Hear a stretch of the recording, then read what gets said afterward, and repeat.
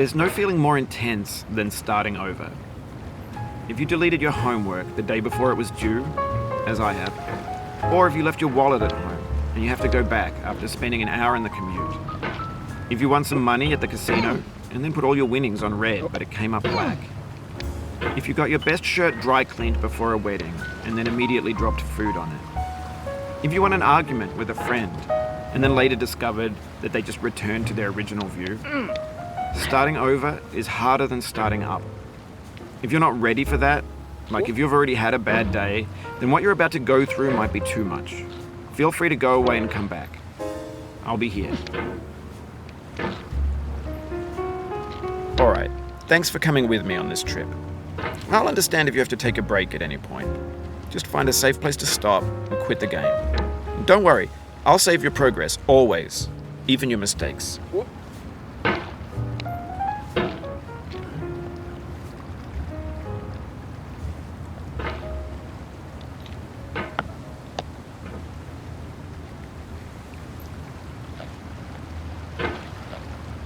This game is a homage to a free game that came out in 2002, titled Sexy Hiking. The author of that game was Jazuo, a mysterious Czech designer who was known at the time as the father of B games. And B games are rough assemblages of found objects. Designers slap them together very quickly and freely, and they're often too rough and unfriendly to gain much of a following. They're built more for the joy of building them than as polished products.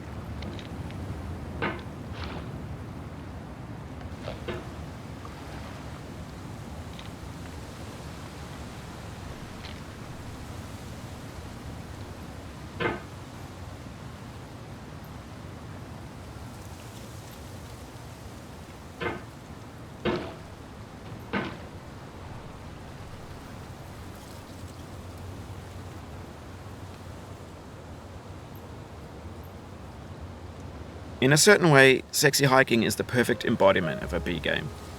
It's built almost entirely out of found and recycled parts, and it's one of the most unusual and unfriendly games of its time. In it, your task is simply to drag yourself up a mountain with a hammer. And that act of climbing, in the digital world or in real life, has certain essential properties that give the game its flavor. No amount of forward progress is guaranteed. Some cliffs are too sheer or too slippery. And the player is constantly, unremittingly in danger of falling and losing everything.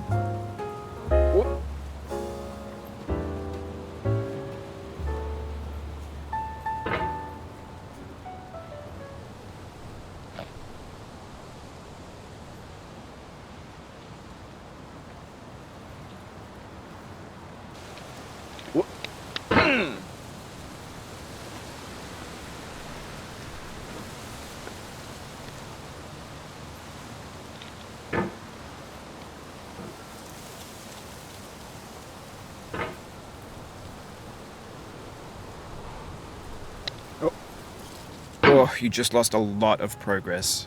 That's a deep frustration, a real punch in the gut. What?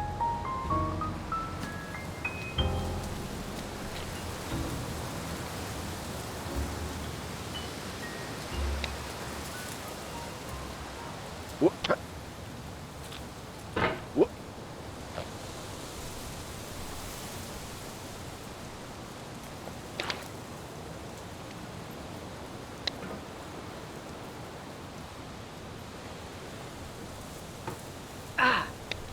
What? What?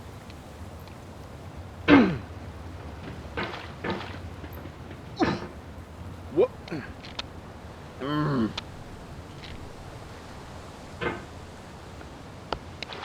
Uh.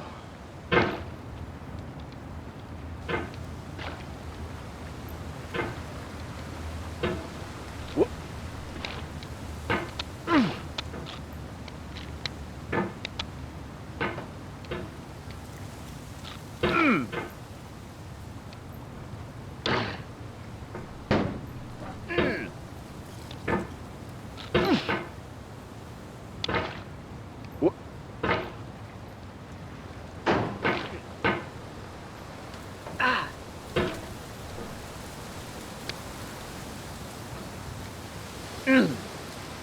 What?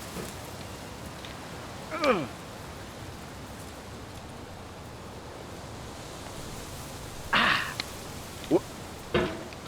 Anyway, when you start sexy hiking, you're standing next to this dead tree that blocks the way to the entire rest of the game. It might take you an hour to get over that tree, and a lot of people never got past it. You prod and you poke at it, exploring the limits of your reach and your strength, trying to find a way up and over. And there's a sense of truth in that lack of compromise. Most obstacles in video game worlds are fake. You can be completely confident in your ability to get through them once you have the correct method or the correct equipment or just by spending enough time. In that sense, every pixelated obstacle in sexy hiking is real. The obstacles in sexy hiking are unyielding, and that makes the game uniquely frustrating. But I'm not sure Jazuo intended to make a frustrating game. The frustration is just essential to the act of climbing, and it's authentic to the process of building a game about climbing. A funny thing happened to me as I was building this mountain. I'd have an idea for a new obstacle, and I'd build it, test it, and it would usually turn out to be unreasonably hard. But I couldn't bring myself to make it easier. It already felt like my inability to get past the new obstacle was my fault as a player rather than as a builder. Imaginary mountains build themselves from our efforts to climb them, and it's our repeated attempts to reach the summit that turns those mountains into something real. When you're building a video game world, you're building with ideas, and that can be like working with quickset cement. You mold your ideas into a certain shape that can be played with, and in the process of playing with them, they begin to harden and set until they're immutable, like rock. And at that point, you can't change the world. Not without breaking it into pieces and starting fresh with new ideas.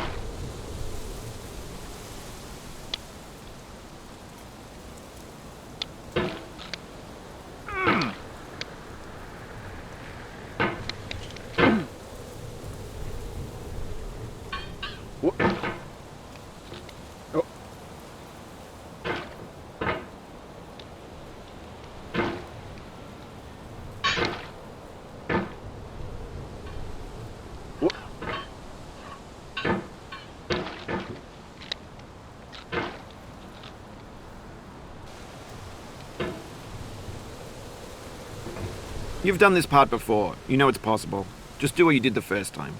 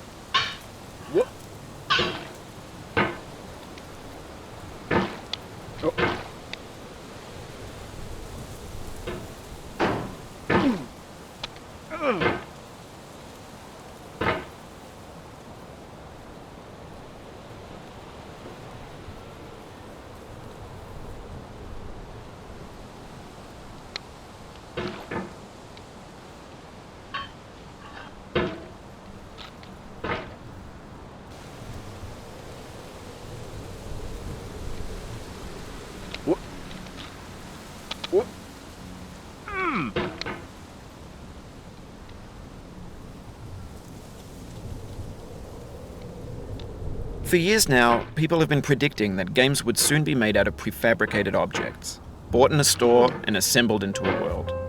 And for the most part, that hasn't happened, because the objects in the stores are trash.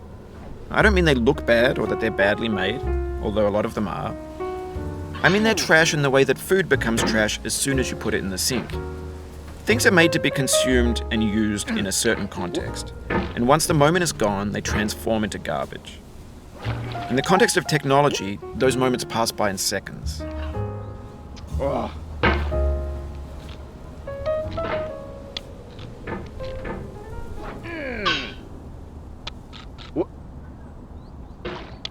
Over time, we've poured more and more refuse into this vast digital landfill that we call the internet. It now vastly outnumbers and outweighs the things that are fresh and untainted and unused. When everything around us is cultural trash, trash becomes the new medium, the lingua franca of the digital age. And you can build culture out of trash. But only trash culture. Be games, be movies, be music, be philosophy.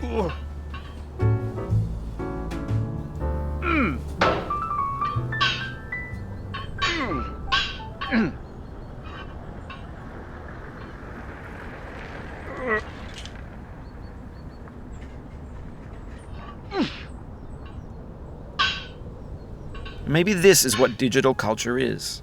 A monstrous mountain of trash, the ash heap of creativity's fountain. A landfill with everything we ever thought of in it.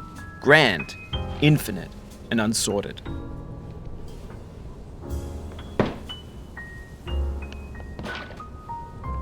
There's 3D models of breakfast, Gen X's fanfic novels, scan magazines, green screen Shia LaBeouf, banned snuff scenes on LiveLeak. Facebook's got lifelike bots with unbranded adverts and candid shots of Kanye and Taylor Swift mashups, car crash epic failed GIFs, Russian dashcam vids, discussions of McRibs, discarded, forgotten, unrecycled, muddled, rotten, untitled.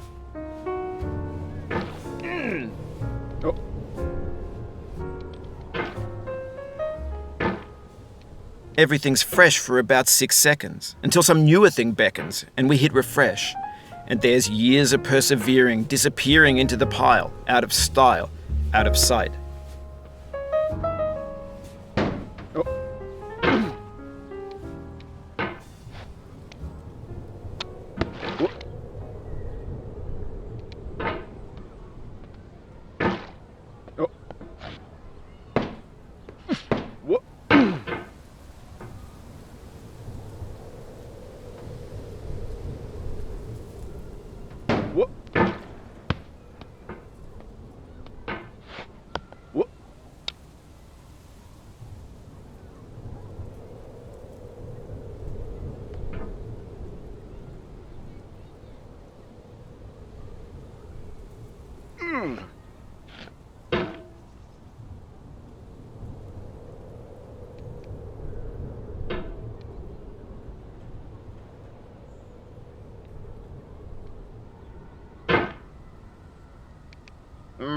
Oof, sorry about that.